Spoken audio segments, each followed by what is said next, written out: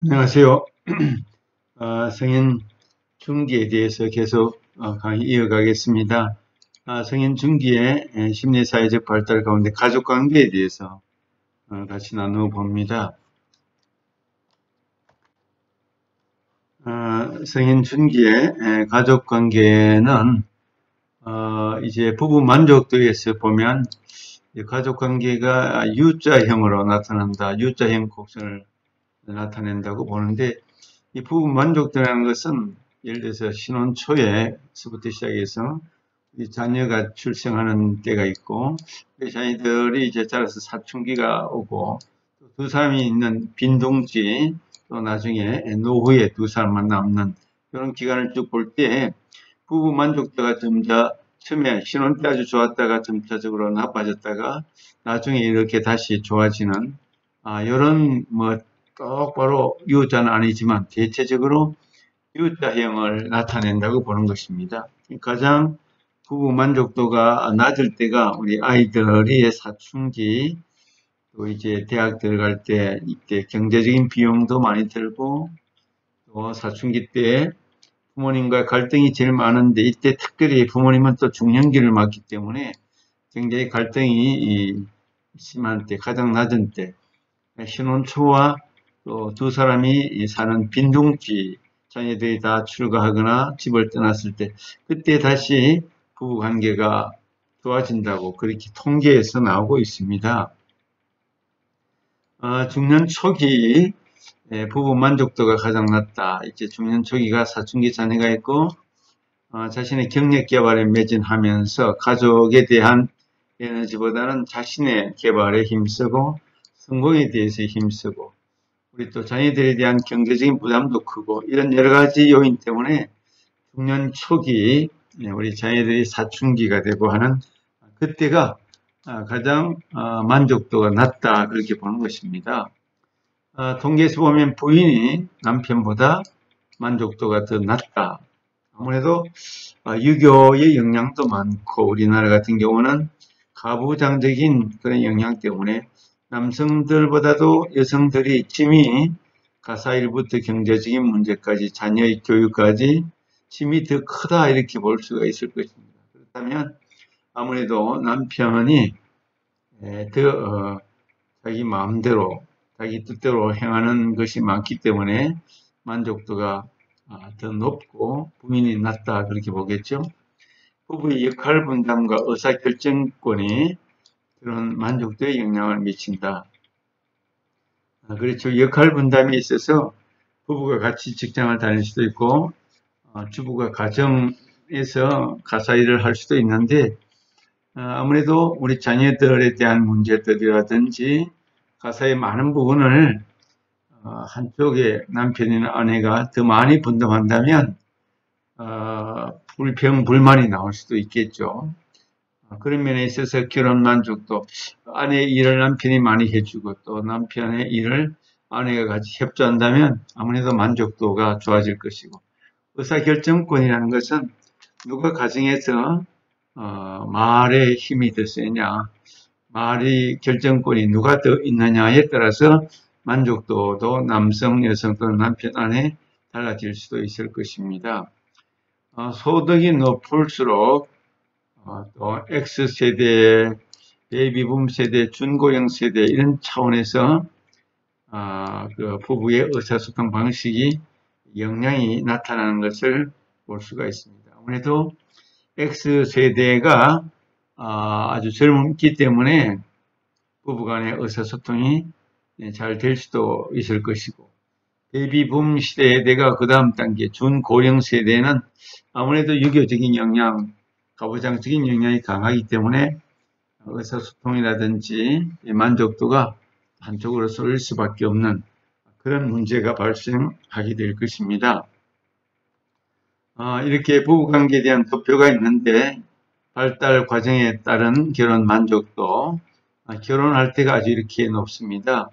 파란색이 남편, 붉은색이 아내인데, 이렇게 신혼 초에는 둘 다 상당히 높은데 아무래도 아내가 처음엔 더 높네요. 그러나 출산과 함께 남편과 아내가 서서히 역전이 되면서 이제 출산과 함께 아이들에 대한 교육, 출산에 대한 여러 가지 양육에 대한 굉장한 짐과 부담이 있기 때문에 결혼 만족도가 크게 떨어지는, 급격하게 떨어지는 것을 볼 수가 있고, 우리 아이들이 초등학생, 중고등학생 부모째, 그리고 대학 입학 자녀의 부모가 올 때, 이때 이제 경제적인 비용과 여러 가지 갈등 문제들 때문에 가장 낮게 나오고 있는 것을 볼 수가 있습니다. 그리고 빈둥어리 시기, 자녀들이 집을 떠나고 하면서 서서히 다시 높아지는데, 결국 아내보다 남편이 이렇게 만족도가 높게 나오는 것을 볼 수가 있습니다. 아무래도 그 아내가 끝까지 우리 자녀들을, 출가한 자녀들도 돌보고 하는 그런 과정 속에 있어서 또 자아 실현이나 사회 참여라든지 자기 마음대로 행할 수 있는 그런 능력, 이런 면에 있어서 아무래도 남편이 더 자율성이 많은 차원에서 결혼 만족도가 높게 나오는 것을 여기서 볼 수가 있겠습니다. 그 다음에 이제 자녀와 빈둥어리, empty nest라고 했는데, 자녀와 빈둥어리라는 것은 이제 부모만 남는 거죠. 부부만 남는 것을 말하는 거죠. 그런 차원에서 볼 때 대부분의 부모는 빈둥어리를 성공적으로 잘 극복하는 것으로 그렇게 조사 결과 나오고 있습니다. 그러니까 자녀들을 나름대로 어떤 특별한 교육을 받지 않아도 부모가 되면 자녀들을 윗세대 원가족으로부터 부모로부터 배운 것이 있기 때문에 대체적으로 성공적으로 잘 키우고 양육하면서 가정을 지켜내는 것이 일반적인 경향으로 나타나는 거죠. 약 한 20%의 부모가 막내가 집을 떠났을 때 슬프고 불행하다고 느끼는 그런 조사, 이것이 이제 국내 조사가 아닌 외국의 조사인 거죠. 이거는 우리나라도 아마 마찬가지일 것 같습니다. 막내가 집을 떠날 때 이제 모두가 다 훌훌 털어버리고 집을 떠날 때 허전할 것입니다. 우리 딸이 결혼할 때 많이 허전하고, 아들도 독립해서, 특별히 아들이 군대 갈 때도 부모는 많이 우는 어머니들도 있습니다. 자녀들이 집을 떠날 때 어린아이가 이유를 하는 것처럼, 저절을 떼는 것처럼 상당히 슬프고 불행하다는 그런 감정, 느낌을 갖게 되는 거죠. 회전문 신드롬, 부메랑 현상, 이것은 우리 자녀들이 집을 떠났다가 다시 이렇게 돌아오는 것을 말하는 것입니다.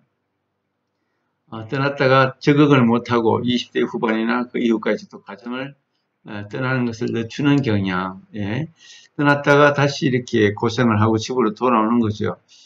대체적으로 우리 아이들이 어떤 직장 때문에 집을 떠나기도 하고 대학 때문에 기숙사에 가기도 하지만 다시 또 한동안 돌아와서 가정에 있는 것이 편하다, 사회에 나가니까 참 고생이다 라고 하면서 다시 돌아오는 경향이 있죠. 결혼할 때까지 이렇게 집에 머무는 경향이 있고, 가정을 떠나는 것을 가능한 늦추는 그런 경향, 특히 오늘날은 고생하는 차원에서 집을 잘 떠나지 않으려고 하는 그런 추세도 많이 보이고 있고, 또 캥거루 현상처럼 부모에게 의존하고 캥거루 새끼처럼 부모에게 끊임없이 의존하는 그런 세대들도 요즘 많이 있는 추세인 것을 알게 됩니다. 부모의 규범적 기대가 현실과 다를 때 세대 간의 갈등을 야기할 수 있다. 부모의 세대, 부모 세대하고 지금 현재 자녀 세대는 가치관, 문화, 생활, 또 여러 가지 규범, 사회 여러 가지 태도, 법적인 그런 차원에서의 질서, 의식, 모든 면에 있어서 굉장히 차이가 있죠. 요즘 같으면 더 큰 세대 간의 차이를 느낄 수밖에 없습니다. 그런 데 있어서 갈등이 가정에서 야기됩니다. 집중마다 부모 세대와 자녀 세대 간의 갈등이 조금씩은 다 있다고 우리가 볼 수가 있겠죠. 문화에 따른 차이, 노부모와의 관계, 샌드위치 세대의 갈등, 부모님의 수명이 아주 예전에 비해서 많이 연장이 되었습니다. 90세 이상 장수 시대가 되면서 기대 수명이 연장되면서 대부분의 중년이 자신의 부모를 돌보는 경우 과거에 없었던 그런 현상이 나타났습니다.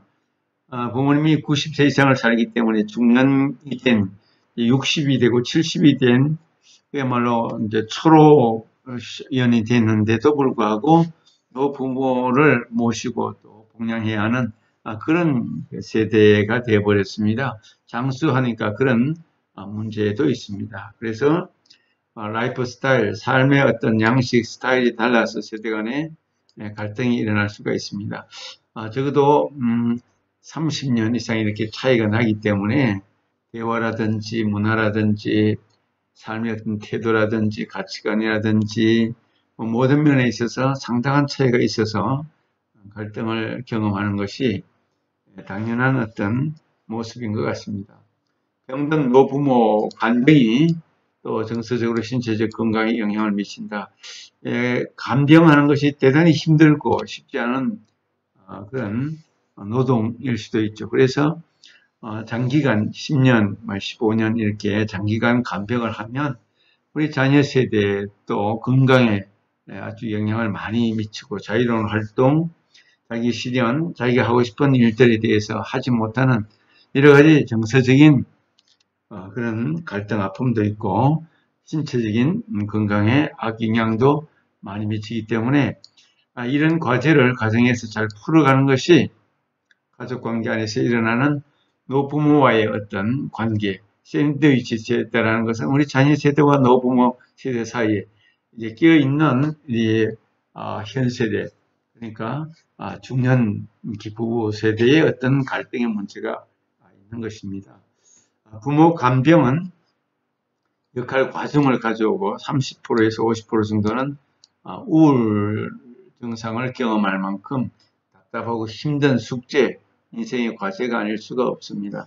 그럼에도 불구하고 부모를 모시지 않을 수도 없고 하는 그런 문제 때문에 요즘 또 요양원이 많이 이렇게 세워지고 요양원으로 이제 부모님을 보내는 그런 경향도 크게 나타나고 있는 것을 우리가 보게 됩니다. 가족 구성원들과 역할을 나누고 그들의 도움을 구하는 것이 참 필요하다 그렇게 보겠죠. 가족관계의 세 번째 문제는 중년 조부모, 수명이 연장되면서 일생의 절반 동안 조부모 상태로 있는 경우가 있다는 거죠. 인생의 절반 90세 정도 살면은 우리 자녀들이 결혼을 하면 조부모가 일찍 되는 거죠. 그렇게 돼서 한 40년, 50년 인생의 절반 가까이를 조부모 상태로 있는 거죠. 특이한 현상입니다. 조부모들이 예전보다 더 건강하고 많은 교육도 받았고 요즘에는 대학 교육까지 다 받았고 더 젊게 보이고 패션 감각이 있고 더 유식하고 이런 세태가 되었습니다. 지식 정보의 시대, 또 건강의 시대, 또 물질의 시대, 문화를 마음껏 향유하는 시대가 되다 보니까 조부모들의 능력이 감각이 또 이렇게 많아진 시대였습니다. 조선 가구가 2005년까지 빠르게 증가했으나 조선 가구라는 것은 우리 할아버지 할머니와 우리 손자녀인데 그 가운데 이제 부모가 이혼을 하기 때문에 이렇게 이혼을 많이 했기 때문에 조선 가구가 많이 증가하게 된 거겠죠. 2010년 조사에서는 많이 감소가 된 것으로 나타나고 있습니다. 부모가 자녀를 책임지는 비율이 점점 증가하는 그런 경우가 있습니다. 이제 형제 자매 관계, 가족 관계 안에서 이제 형제 자매 관계도 있는데 우리 형제 자매 관계는 어떻게 보면 어릴 때 함께 태어나서 인생의 거의 대다수를 함께 살아갑니다. 결혼을 해도 물론 뭐 거리가 멀리 떨어져 있을 수도 있지만 그러나 비슷한 동년배이기 때문에 나이가 몇 살 차이 나도 일생을 오랜 기간 동안 함께 살아가는 거죠. 그래서 인생에서 가장 오랫동안 유지를 하는 그런 관계가 형제자매 관계다. 그래서 부모님의 상을 당하거나 또 여러 가지 어려움을 만날 때 늘 형제자매는 동력자가 되고 또 도움의 관계가 되고 서로 지지의 관계가 되는 그런 관계가 형제자매 관계입니다. 그래서 형제자매 상호작용은 모래시계와 같다. 어떤 때는 같이 이렇게 있었다가 또 어떤 때는 헤어졌다가 어린 시기는 이제 같이 부모님 밑에서 자라고 중년기가 되면 서로 이제 떨어졌다가 자기 일이 바쁘고 또 출가해서 자기 자녀를 키우고 자기 가정을 돌봤다가 노년기에 또 형제자매는 서로 많이 만나면서 또 그렇게 친분을 가지고 사는 경우가 많다. 그런 차원에서 모래시계와 같다. 자녀를 양육하는 동안은 상호작용이 적죠. 서로가 바빠서 아이들이 이제 잘 클 때까지, 출가할 때까지 서로 만남도 잘 갖지 못하다가 이제 출가하고 나면 이제 형제 자매들이 더 친분을 갖고 상호작용을 많이 하게 되는 그런 추세를 볼 수가 있는 거죠. 자신의 가정과 경제 개발 후에 형제 자매는 사실 긴밀한 관계 형성을 갖는다. 이런 가족 관계, 특별히 중년기에 와서 우리 조부모로서 또 이제 부모님을 모시는 우리 자녀로서 또 형제 자매의 어떤 관계로서 심리사회적인 그런 발달이 있어서 크고 높은 많은 여러 가지 특성을 보여주게 되는 것입니다.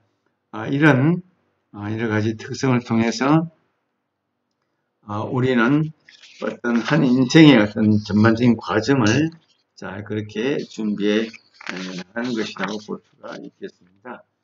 여기까지 2차 시기를 마치도록 하겠습니다.